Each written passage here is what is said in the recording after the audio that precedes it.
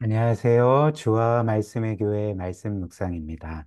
오늘은 시편 35편의 말씀을 함께 묵상하며 오늘도 주께서 베푸시는 은혜를 함께 누리면 좋겠습니다. 이 시편 35편을 보면 다윗은 당시 원수들에게 부당한 공격을 받고 있었고요. 그로 인해 큰 고통을 겪고 있었습니다. 그래서 다윗은 어떻게 했을까요? 하나님께서 자신을 구원해 주시기를, 즉 자신을 대신하여 원수들과 싸워 주시고 그 원수들을 멸망시켜 주시기를 간구하고 있습니다. 1절부터 8절까지 한번 보십시오. 여호와여, 나와 다투는 자와 다투시고 나와 싸우는 자와 싸우소서. 방패와 손방패를 잡으시고 일어나 나를 도우소서. 창을 빼사 나를 쫓는 자의 길을 막으시고 또 내 영혼에게 나는 너의 구원이라 이르소서. 내 생명을 찾는 자들이 부끄러워 수치를 당하게 하시며 나를 상해하려 하는 자들이 물러가 낭패를 당하게 하소서. 그들을 바람 앞에 겨와 같게 하시고 여호와의 천사가 그들을 몰아내게 하소서. 그들의 길을 어둡고 미끄럽게 하시며 여호와의 천사가 그들을 뒤쫓게 하소서. 그들이 까닭없이 나를 잡으려고 그들의 그물을 웅덩이에 숨기며 까닭 없이 내 생명을 해하려고 함정을 파싸우니 멸망이 순식간에 그에게 닥치게 하시며 그가 숨긴 그물에 자기가 잡히게 하시며 멸망 중에 떨어지게 하소서. 그래서 요약하자면 다윗은 지금 원수들의 멸망을 원하고 있습니다. 하나님께서 이들을 멸망시켜 주시기를 간구하고 있는 거죠. 그래서 우리가 이 시편 35편을 그 겉으로 볼 때 다윗은 지금 하나님께서 자신의 원수들에게 사적인 복수를 해주시기를 바라는 기도처럼 보입니다. 그러나 예수님께서 우리에게 말씀하신 바, 우리에게 명하신 바가 무엇이었을까요? 너희는 원수를 사랑하라. 이렇게 말씀하셨죠. 그리고 또 이런 말씀도 하셨습니다. 너희는 너희에게 죄 지은 자를 용서할 때 7번씩 70번이라도 용서하라. 490번까지 용서하라는 것이 아니라 무한정 용서하라. 끝없이 용서하라. 이렇게 말씀하셨습니다. 근데 지금 다윗은 어떤 기도를 드리고 있습니까? 용서가 아니라 어떤 면에서 복수의 기도를 드리는 것처럼 보인다는 거죠. 원수를 용서하는 그 기도가 아니라 멸망시켜 주십시오라는 그 기도를 하는 것처럼 그렇게 보입니다. 그렇다면 그 우리도 이렇게 다윗처럼 하나님께 그 우리의 원수들에 대해서 저들을 복수해 주십시오. 이렇게 기도할 수가 있는 것인가? 그렇지 않겠죠. 그렇다면 왜 성경에 이런 기도가 기록되었을까? 특별히 하나님의 말씀으로서 이런 기도가 기록된 이유가 무엇일까? 우리는 이런 면에서 좀 혼란스러워할 수가 있습니다. 그렇다면 그 이유가 무엇일까요? 성경에 이런 기도가 기록된 것, 특별히 시편에는 이런 종류의 기도가 또 적지 않게 기록되어 있는데요. 이런 기도, 원수를 벌하여 주시고 멸망시켜 주십시오라는 기도가 기록된 이유가 있습니다. 그것은 바로 하나님께서 우리의 이런 기도조차도 우리의 이런 감정을 쏟아내는 기도조차도 귀를 기울여 들으신다는 것을 보여주기 위해서 이런 기도가 성경에 기록되었다는 것입니다. 바로 이처럼 하나님은 고통 중에 있는 우리의 부르짖음과 환원의 귀를 기울이십니다. 보통 우리는 이런 기도를 할 때 이런 심정을 품을 때가 있지 않습니까? 하나님, 정말 괴롭습니다. 하나님, 정말 화가 납니다. 하나님, 정말 슬픕니다. 하나님, 정말 죽을 것 같이 힘듭니다. 그러니까 이런 마음을 품지만 실제로 뭔가 예의를 차리기 위해서 우리의 감정을 하나님께 숨길 때가 있는 것 같습니다. 그리고 원수가 있지만 감히 원수를 벌하여 주십시오. 이런 기도를 못 한다는 거죠. 그러나 오늘 말씀이 우리에게 알려주는 사실이 무엇일까요? 하나님은 우리의 감정 표현을 금하지 않으신다는 것입니다. 하나님, 우리가 고통 중에 있을 때 감정을 토로하는 기도에 귀를 기울이시고 우리가 마음을 쏟아부어 하나님께 기도하기를 원하신다. 이것을 우리에게 알려준다는 거죠. 사실 우리가 알다시피 그 과거부터 동양 문화권에서는 사람들이 윗사람들에게는 감정을 잘 드러내지 않습니다. 감정을 드러내지 않는 것을 미덕으로 생각하는 문화가 바로 우리의 문화이지 않습니까? 특별히 윗사람들에 대해서는 더더욱 그런 거죠. 그렇게 해서는 안 된다고 생각을 합니다. 그러나 오늘 시편이 우리에게 알려주는 사실이 무엇일까요? 하나님은 우주에서 가장 높으신 분이시고, 가장 영광스러운 분이시고, 우주의 왕이시지만, 그 하나님께서 우주의 티끌과 같은 우리에게 너희는 너희의 감정을 나에게 토로하라. 너희는 너희의 마음을 나에게 쏟아부으라. 나는 너희의 감정 표현과 탄원과 울부짖음에 귀를 기울이는 하나님이고, 그리고 너희의 그런 마음도 헤아리는 하나님이다라고 우리에게 말씀해주고 있는 것입니다. 이것이 오늘 시편에서 우리가 깨닫게 되는 사실인 거죠. 또한 다윗은 오늘 이 시편 35편에서 단지 하나님께 사적인 복수를 요청하는 것이 아님을 우리가 또 보게 되는 거죠. 오히려 다윗이 지금 간구하는 것은 사적인 복수가 아니라 하나님의 공의로운 통치가 이루어지기를 요청하고 간구하고 있다는 것입니다. 이를 어떻게 할 수 있을까요? 우리가 오늘 시편 35편을 자세히 살펴보면 지금 다윗은 원수들과 함께 하나님의 법정에 있음을 우리가 보게 됩니다. 그리고 또 이 시편 35편을 자세히 보면 지금 다윗은 무조건 하나님 나의 원수들을 벌하여 주십시오. 나의 원수들에게 복수해 주십시오. 이렇게 하지 않고 지금 하나님의 법정에서 궁극적인 재판장이신 그 하나님께서 자신과 원수들 사이에 공의로운 판결을 내려주시기를 지금 호소하고 있다는 것입니다. 예를 들면 그 제가 지금 다윗과 원수들이 하나님의 법정에 서 있다고 말씀드리지 않았습니까? 하나님의 그 재판장이신 하나님 앞에 서 있습니다. 이를 우리에게 알려주는 말씀들이 쭉 나오는데요. 11절 보시면 불의한 증인들이 일어나서 내가 알지 못하는 일로 내게 질문하며 지금 불의한 증인들이라고 하는 것은 뭘 의미합니까? 또 그들이 내가 알지 못하는 일로 내게 질문한다, 신문한다. 이것은 뭘 의미할까요? 그러니까 다윗과 그의 원수들 모두 하나님의 법정에 서 있다는 거죠. 재판장이신 하나님 앞에서 지금 재판을 받고 있는 그림을 우리에게 그려주고 있는 거죠. 또 20절 말씀, 무릇 그들은 화평을 말하지 아니하고 오히려 평안히 땅에 사는 자들을 거짓말로 모략한다. 뭔 말입니까? 의로운 자들을 거짓으로 모함한다는 거죠. 법정에서 원수들이 다윗을 이렇게 거짓 모함한다는 것입니다.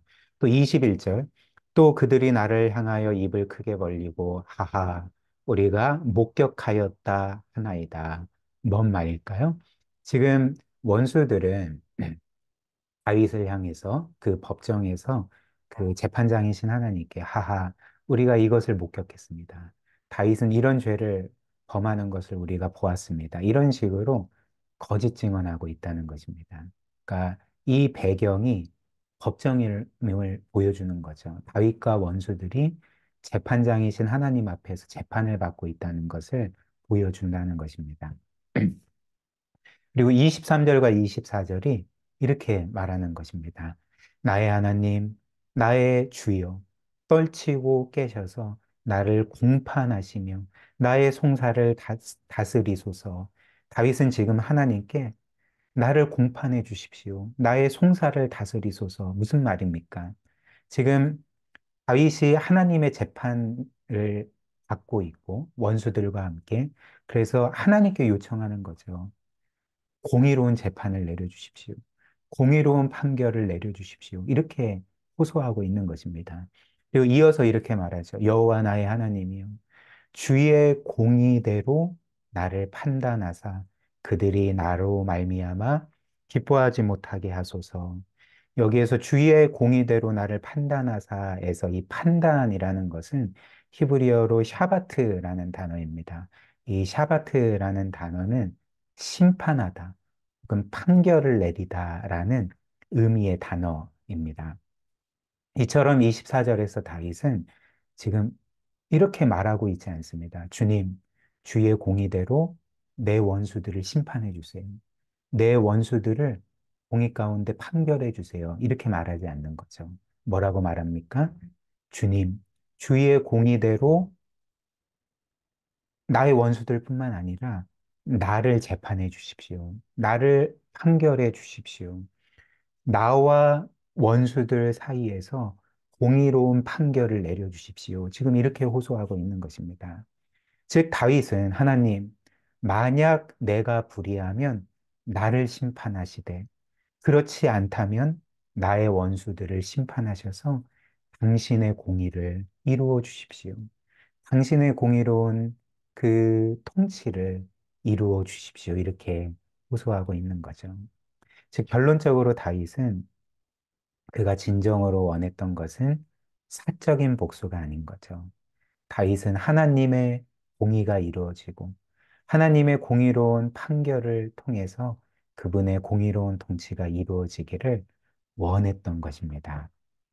그렇다면 이제 마지막으로 우리도 다윗처럼 하나님의 그 법정에 서서 재판장이신 하나님께 하나님 저를 재판하여 주십시오라고 그렇게 말할 수가 있을까요? 그렇지 않죠. 사실 우리는 다윗처럼 감히 하나님 저를 재판해 주십시오라고 말할 수가 없습니다. 왜 그럴까요? 우리는 하나님의 심판을 통과할 수 없는 사람들이기 때문에 그런 거죠. 만약 하나님께서 그분의 공의대로 우리를 재판하신다면 우리는 하나님의 심판을 결코 피할 수가 없습니다. 그리고 이는 다윗도 마찬가지입니다. 엄밀히 말해서 다윗조차 하나님의 심판을 통과할 수가 없는 거죠. 왜냐하면 우리나 다윗이나 모두 거룩하신 하나님 앞에서는 죄인일 뿐이기 때문에 그런 것이죠. 이에 대해서 성경이 뭐라고 말합니까? 로마서 3장 9절과 10절이 이렇게 말합니다. 그러면 어떠하냐? 우리는 나으냐? 결코 아니라. 유대인이나 헬라인이나 다 죄 아래 있다고 우리가 이미 선언하였느니라. 사도 바울이 말하는 유대인은 이 세상의 종교적인 사람들을 의미하죠. 헬라인은 세속적인 사람들을 의미합니다. 근데 뭐라고 말합니까? 종교적인 유대인이나 세속적인 헬라인이나 하나님을 믿는 사람이나 믿지 않는 사람이나 다 죄 아래 있다. 그래서 10절 기록된 바 의인은 없으니 하나도 없고 모든 사람이 하나님의 심판을 받아 마땅하다. 이제 이렇게 말하고 있다는 것입니다. 그렇다면 우리는 어떻게 하나님의 법정에서 정죄가 아니라 심판이 아니라 하나님께 구원을 바랄 수가 있을까요?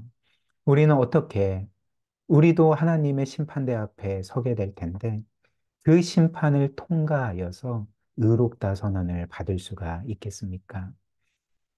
그 답이 어디에 있을까요?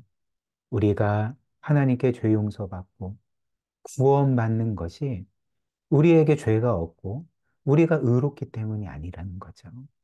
우리가 하나님의 심판을 통과할 수 있는 유일한 이유.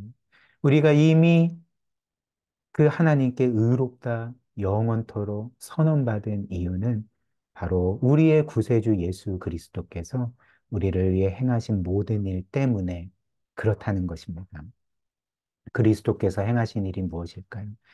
그리스도는 우리의 대표로서 우리 대신 우리가 마땅히 앉아야 될, 우리가 서야 될 그 자리, 즉 죄인의 자리, 피고석에 서셨습니다. 그리고 그 그리스도께서는 우리 대신 피고석에 서셔서 하나님께 정죄의 재판을 받으셨고 그로 말미암아 형벌을 받아 십자가에 못 박혀 죽임당하시지 않았습니까? 그리고 우리는 그리스도 대신에 그분의 자리에 서게 되었고 그리스도께서 이루신 모든 구원 때문에 의롭다 선언받게 되었다는 것입니다. 이를 우리에게 알려주는 말씀이 고린도후서 5장 21절입니다. 한번 보십시오. 하나님이 죄를 알지도 못하신 이를, 즉 예수 그리스도를 우리를 대신하여 죄로 삼으신 것은 우리로 하여금 그 안에서 그리스도 안에서 하나님의 의가 되게 하려 하심이라. 하나님이 우리를 구원하신 것은 죄를 알지도 못하신 예수 그리스도를 우리를 대신하여 죄로 삼으시고, 여기에서 죄로 삼으셨다는 것은 죄로 만드셨다는 것입니다. 그래서 우리로 하여금 그리스도 안에서 하나님의 의가 되게 하셨다라는 거죠. 하나님께서 우리 대신 그리스도를 우리를 대신하여 죄가 되게 하신 것, 죄로 만드신 것은 그리스도께서 악하게 되셨다는 것을 의미하지 않습니다. 하나님이 그리스도를 죄로 만드셨다는 것은 법적으로 그리스도께서 우리의 모든 죄를 짊어지시고 죄인의 신분을 가지셨다는 것, 죄인의 자리에 서셨다는 것을 의미하는 거죠. 그래서 어떻게 되셨습니까? 그리스도는 우리 대신 피고석에 서셔서 하나님의 정죄를 받으시고 진노와 형벌을 받으셨고 십자가에 못 박혀 죽임 당하셨고 그래서 우리는 그리스도 대신 죄 용서를 받고 의롭다 선언을 받고 영원한 구원을 받고 하나님의 자녀가 된 것이 바로 우리가 받은 놀라운 구원이라는 것입니다. 그래서 종교개혁자인 마르틴 루터는 우리의 구원을 이렇게 명문으로 표현을 했습니다. 구원은 우리의 죄와 불순종이 그리스도의 것이 되고 그리스도의 완전한 순종과 의로움이 우리의 것이 되는 것. 이것이 바로 구원이라는 거죠. 혹은 그 20세기의 위대한 그 신학자였던 존 스토트는 우리의 구원을 이렇게 표현했던 거죠. 죄는 우리가 하나님의 자리를 차지하는 것이고, 구원은 하나님께서, 하나님이신 그리스도께서 우리 자리에 대신 서시는 것이다.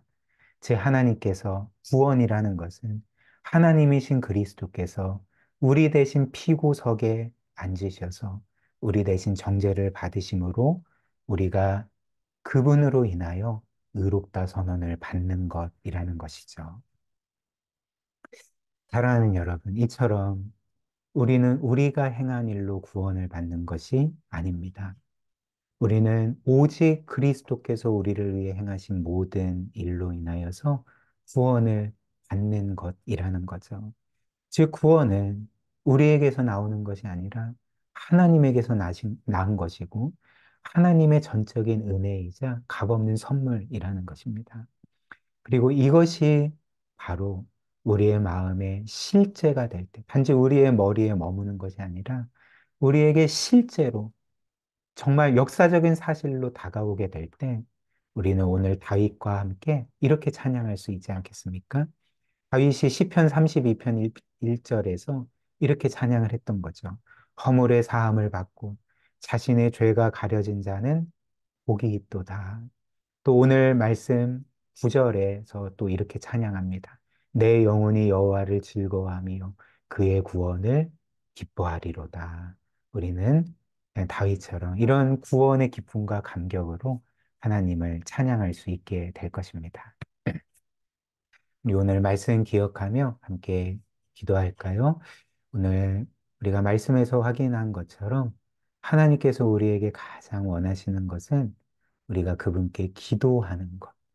기도를 통하여서 우리의 감정을 그분께 드러내고 우리의 마음을 쏟아놓고 그래서 그분을 전적으로 의지하고 그분과 교제하기를 원하신다는 것입니다.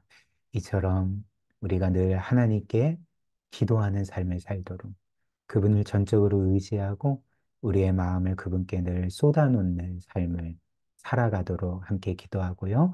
우리가 오늘 말씀 마지막에 확인하는 것처럼 우리의 구원은 우리에게서 난 것이 아닙니다. 전적으로 그리스도에게서 난 것이고 그리스도께서 우리를 위해 행하신 모든 일 때문에 우리에게 은혜로 주어진 것이죠.